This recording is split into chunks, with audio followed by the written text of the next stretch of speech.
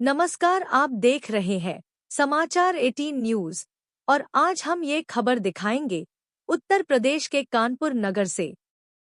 भागवत साप्ताहिक ज्ञान यज्ञ के उपरांत हुआ भव्य यज्ञ और विशाल भंडारा।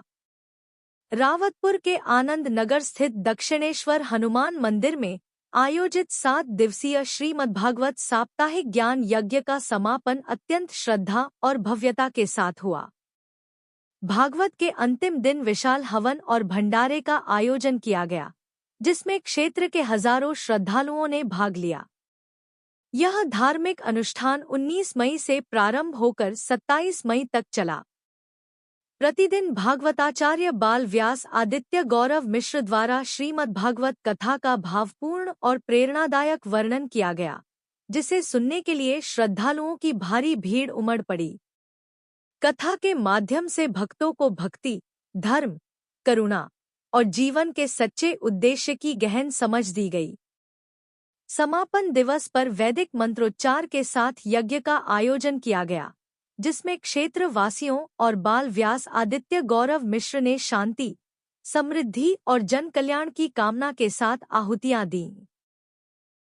यज्ञ के पश्चात विशाल भंडारे का आयोजन हुआ, जिसमें क्षेत्रवासियों सहित दूर दराज से आए श्रद्धालुओं ने प्रसाद ग्रहण किया।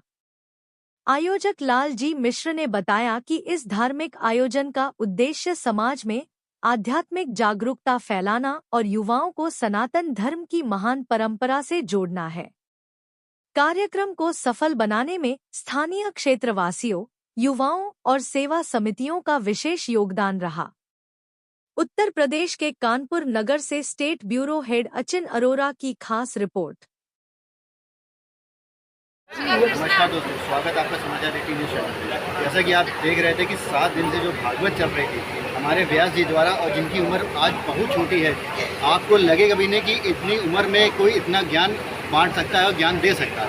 तो थोड़ा सा बात करते हैं उनसे कि इनको ये सब चीज़ें ज्ञान कहाँ से हुआ, उनकी क्या श्रद्धा है, क्या बात करते हैं। पहले तो महाराज जी अपना नाम बताएं। मेरा नाम पंडित आदित्य गौरव मिश्र। ये ज्ञान आपको कहाँ से आ रहा, आपने क्या सोच के इसी लाइन को आपने चुना? ये हमारी इच्छा से और मेरे पिताजी की इच्छा से और भगवत कृपा से श्री वृंदावन धाम में शिक्षा हमने ग्रहण करी, श्रीमद्भागवत। कितने दिन हो गए आपको शिक्षा ग्रहण की? ये तो 2 वर्ष हो चुके हैं और कई वर्ष 4 वर्ष में वेद की शिक्षा भी ग्रहण करी। कितनी बार आप भागवत कर चुके हैं? ये पर कितनी बार कौन सी भागवत की आपकी? प्रथम भागवत कथा। कैसा लगा, कैसा एक्सपीरियंस आया आपको अकेले भागवत करते हुए, और लोगों का प्यार कैसे मिला? लोगों को प्यार कर भगवत भजनों में सब लगे रहे, भगवत कृपा से सबने भगवान की कथा श्रवण करी, और भगवान की कथा श्रवण करने से जो हमारे अंदर के जो पाप होते हैं सब नष्ट हो जाते हैं। भजन करने से, भगवान की कीर्तन, भगवान के नाम लेने से। भक्तों के लिए क्या संदेश देना चाहेंगे? भक्तों के लिए ये संदेश देना चाहते हैं कि ऐसे ही हमारे जैसे लोग कथा भक्तों को श्रवण कराएं, और हमारे जो धर्म का पतन हो रहा है वो धर्म को ऊंचाइयों की ओर ले जाने का प्रयास है। जो अभी पुलवामा में जैसे कुछ आतंकी आते हैं, कुछ आते हैं, उनके लिए आप क्या संदेश दें कि इनको ये सब करना शोभा देता है कि नहीं देता? नहीं, हमारे जो सैनिक हैं उनसे हम यही कहना चाहते हैं कि हिंसा की जैसे हिंसा बताया गया है, तो ये नहीं कि हिंसा हम लोग नहीं मारेंगे, अगर वो हमारे साथ गलत करेंगे तो हमें भी उनको मारना। आज तो लोग कैसे आपके पास आए, क्या पता अपना फ़ोन नंबर कोई आप बता सकते हैं, अपने लोगों को कॉन्टैक्ट कैसे कर सकते हैं? मेरा निवास 116/75 आनंद नगर रावतपुर गाँव कानपुर। मोबाइल नंबर 94 तो ये थे व्यास जी जिन्होंने भागवत करी 7 दिन की, और इनका ये प्रथम थी। और लोग भक्तों से भी जानकारी करते हैं कि कैसा लगा इनकी प्रथम भागवत सुन के। तो आप अपना परिचय दें। मेरा नाम रेनू है और मैं एक शिक्षिका हूँ। इस समय छुट्टियाँ चल रही थी, तो हमारे भैया हैं, तो उन्होंने कहा कि आप यहाँ आइए। तो बड़ा मतलब अच्छा लगा, इस बच्चे ने ये मतलब बहुत अच्छा करा। यहाँ पे 7 दिन तक लगातार कड़ी मेहनत की और भक्तों को अपनी तरफ आकर्षित किया।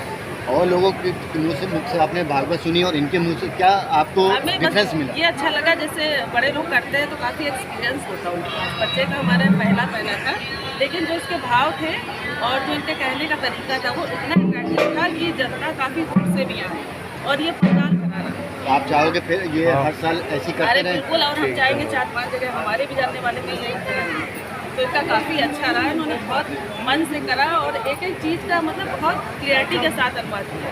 जो भी था संस्कृत में मैंने पूरी हिंदी में बताया। भाई पत्थर प्रकार को भी आया, गाँव से बड़े लोग हैं, वो संस्कृत में अच्छा नहीं समझ पाते, लेकिन बच्चे लोग बहुत अच्छे, तो बहुत अच्छा लगा, मजा आई और चाहते हैं कि ऐसे सनातन धर्म हमारा बनता है। भाई साहब, आप अपना परिचय। आशीष त्रिपाठी।